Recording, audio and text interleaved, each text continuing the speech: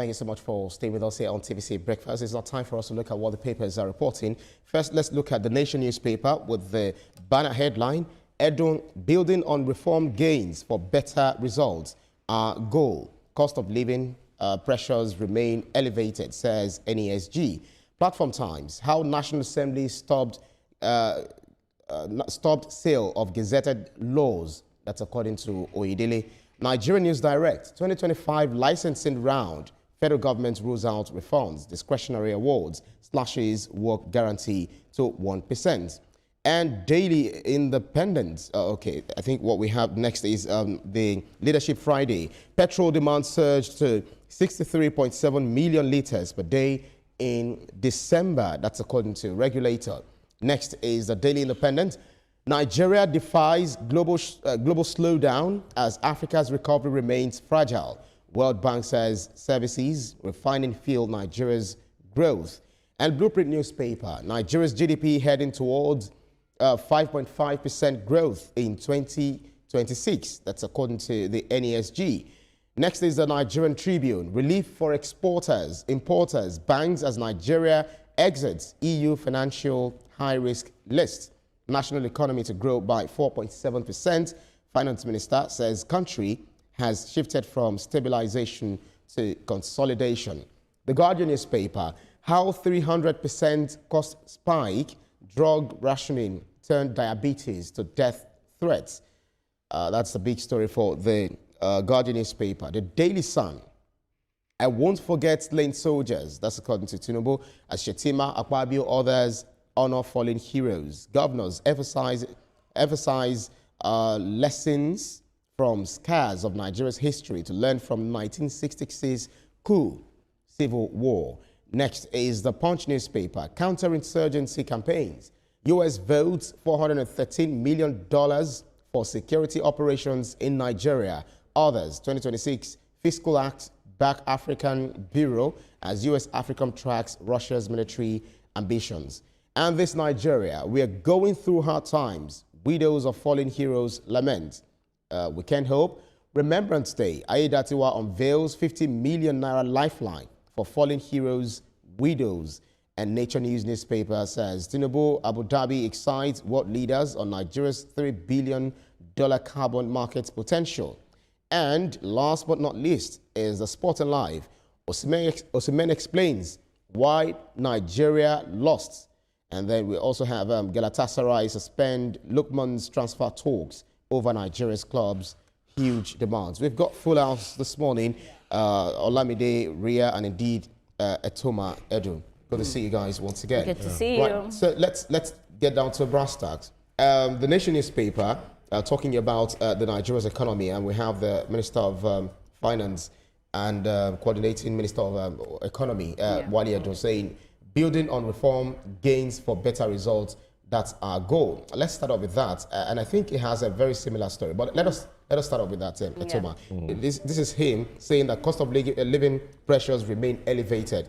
That's according to NESG. So we understand that the cost of living is, to some, it's abating. To some, it's still high. But I was in the market yesterday. I often go to the market. Then I was asking the woman who sells Gary, like, okay, a bucket of Gary, that's the paint bucket of Gary is 1,400. I tasted it; it tasted so nice. Is it Jebu Gary? I think it's Jebu Gary kind of. So I now asked. They said the Congo of Gary is like 400 naira. Is it Congo or the small the plate? tin? No, not the tin. This plate. You know, so say it's 400 naira. Why is it that a wrap of eba is still 200 naira? And the woman said, that's the problem. See, we sell even elubo, if you know what I mean, the yam flour.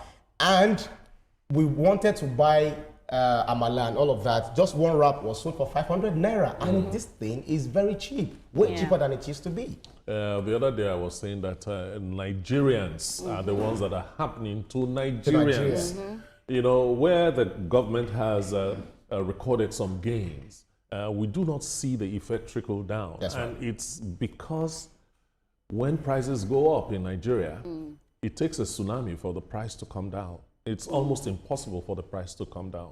For the minister to inform us that they are going to leverage on the gains of these reforms that they are having, they should go on. It is the right thing to do. And when these gains are becoming really glaring, and we are not seeing the same effect trickling down, maybe Nigerians will sit down and say, come, waiting they do us. The other day, the price of fuel went really down to, I think, 600 or 670. Where was I when that happened? Yeah. Yeah, but it's still hovering around 735. Now it's about 735 and so on. But cost of transportation stayed there. Absolutely. It didn't go down. So our message now. They were telling you the cost of spare parts, you know, is way high. They always have. Yes, the cost true. of spare part was there when petrol was really cheap and transport fare was down. Reasonable. Yeah. You know, we are the ones biting ourselves. So our message should be focused on Nigerians.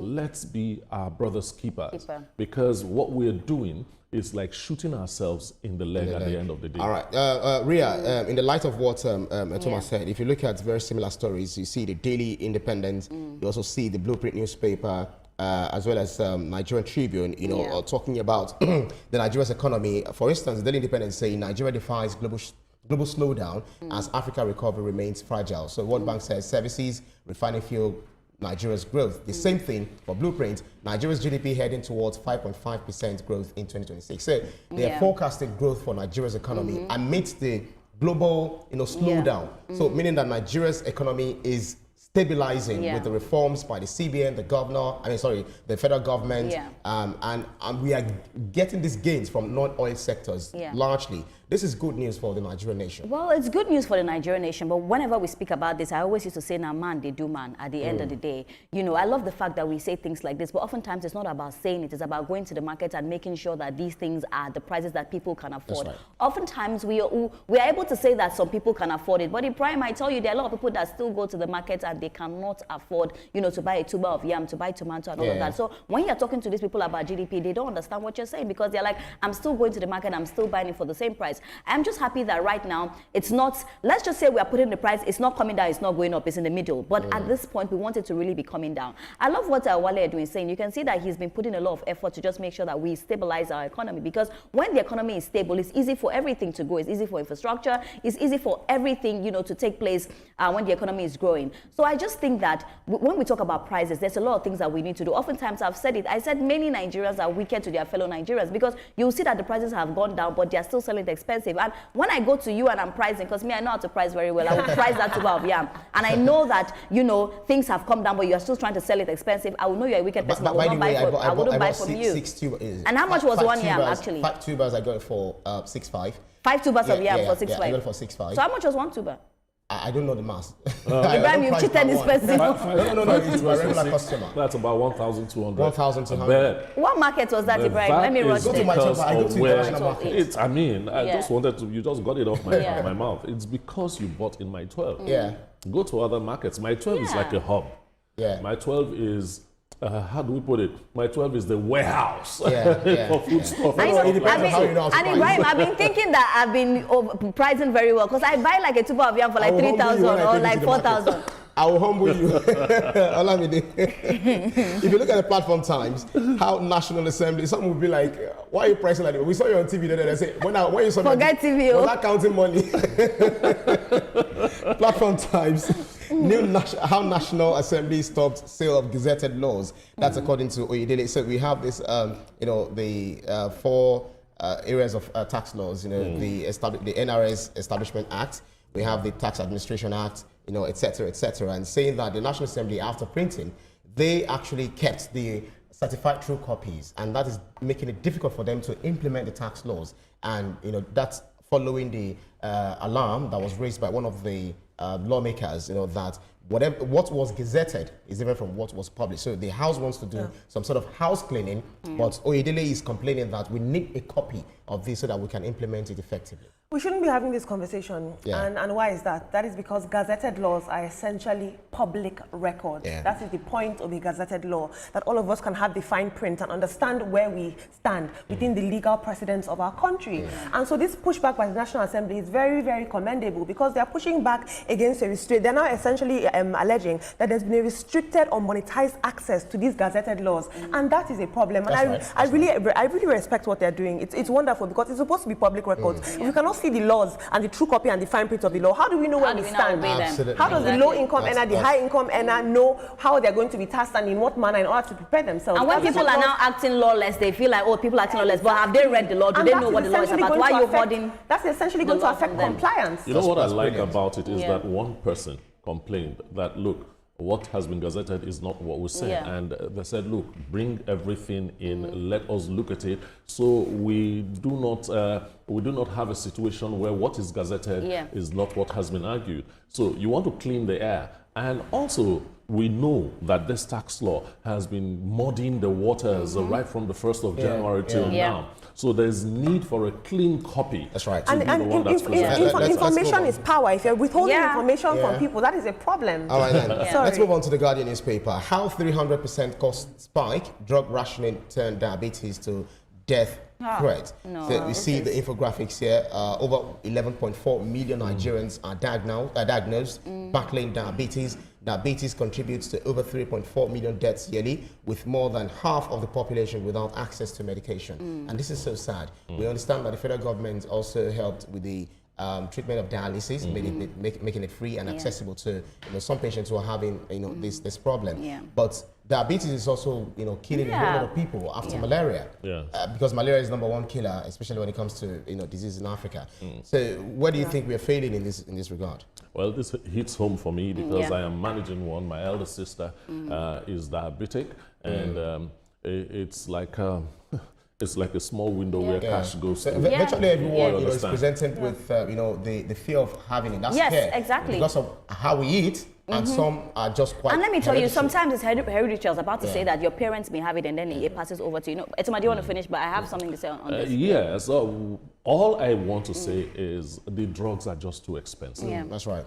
They are just too expensive. And you see the pace at which the cost of the drugs rose was like you slept today and it was okay. The next day, you can't access these drugs. Go ahead. And then the scary thing, Ibrahim, we're looking at from 35,000 naira to 40,000 naira per month. Now it has just shot over to 120,000 naira per month, which is a whole lot of money. Just look at the price, 30 to 45 and now 120,000 naira. Just like Etoma said, I know a lot of people that have, diabetes. I know how difficult it is. It is not a small sickness. It is a very serious sickness. Even with diabetes, once you won't, that's a problem because it takes time for it to heal. So it's something that I've seen happen, like even in Ghana, a lot of aunties that have diabetes. So it hurts me a lot that, yes, kidney is very important, that we saw what our president did with kidney. But I think that we also, with diabetes, there's a whole lot that needs to be done. I think even that drug at 35 to 40,000 naira needs to be reduced as well, because there are a whole lot of people living with diabetes. And it's not just only the elderly people. We still have some young people that, have diabetes as well. Very, very true. Absolutely. Let's move on to the Daily Sun. The same thing with the Punch newspaper, as well as this Nigeria. I guess the same thing with Weekend Hope. With the Daily Sun, President Bola Ahmed Tinubu saying that I won't forget slain soldiers. And the Punch newspaper is saying that US is voting. Okay, so I think we should take it one after the other. This Nigerians also say we are going through hard times. Widows of fallen heroes lamenting. Aida now unveils 50 million naira lifeline for fallen heroes widows. So year in, year out, when we celebrate the Armed Forces Remembrance Day, we often make lots and lots of pledges, but we still have the widows of the fallen heroes who always come back to say they are still having challenges, economic challenges. But the government seems to be doing a bit more. Absolutely. I would say I've seen a marked and distinct difference this year in how we celebrate our fallen heroes, because there's actually been some financial systems that are being put into place to compensate and console the families that have lost people. But I will say this, how we treat the marginalized in our society, the people who have served us for decades of their lives tells us a lot about what we value. And what I mean by that is look at how they treat retired police officers, look how they treat fallen heroes, look how they treat the widows of people who, even civil servants, years after they've retired. So it tells us a lot about whose life we place value on in this country. Exactly. And if we're serious about our security architecture, if we want to incentivize young people to join the armed forces, to serve this country in this fight against terrorism, then we must it starts at treating our fallen heroes with dignity. And I think, a quick one, I think Aida Tiwa is doing really well with this, because when you talk about widows, I understand what it is for a woman to lose her husband. My mother was a witch. She trained me, just her. So I understand the implications. So I think we should not forget those women. They are very, very important. The cry of a widow, honestly speaking, and I'm happy with what Aida Tiwa is doing. I think we should remember our fallen heroes, because these are people that were fighting for Nigeria. These are people that love Nigeria. So if we even want to help anybody, these are the people. Now they are dead. You cannot help them. So you are helping the people. Some of these women have children and all of that. So all right, then. The Punch newspaper, counterinsurgency campaigns, U.S. votes $413 million for security operations in Nigeria, among others.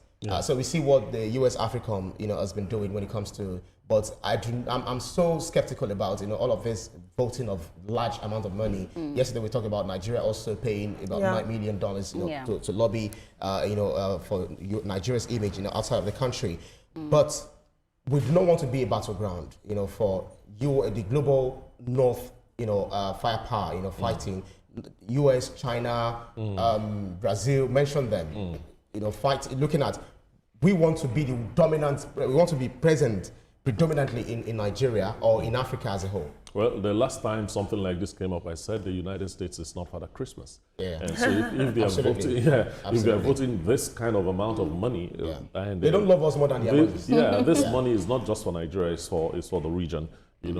If they are voting any amount of money, and the funny thing, the amount of money that was proposed was the amount of money that was approved by the United States government for this. They are big spenders when it comes to when it comes to security. But, it's good. Let's take advantage of it. But let us ask the question very loud and insist on answers. What's the catch? What's the catch? Absolutely. So Nigeria needs to be very, very careful as we play along, with the United States, Russia, and even China, because it's all about, superpowers. Exactly. But at the end of the day as well, in as much as we want to be very careful, we still know the importance of fighting, insecurity in Nigeria, because our people are dying. So that, for me, when we speak about this, that's the first thing on the forefront. Of course, we want to know what are their reasons at the end of the day, because they say there's no free lunch. But then again, how are we making sure that we make sure our people are safe? Okay, we understand that we need to raise, end this segment. Nature News newspaper is saying Tinubu in Abu Dhabi excites world leaders on Nigeria's $3 billion carbon market potential.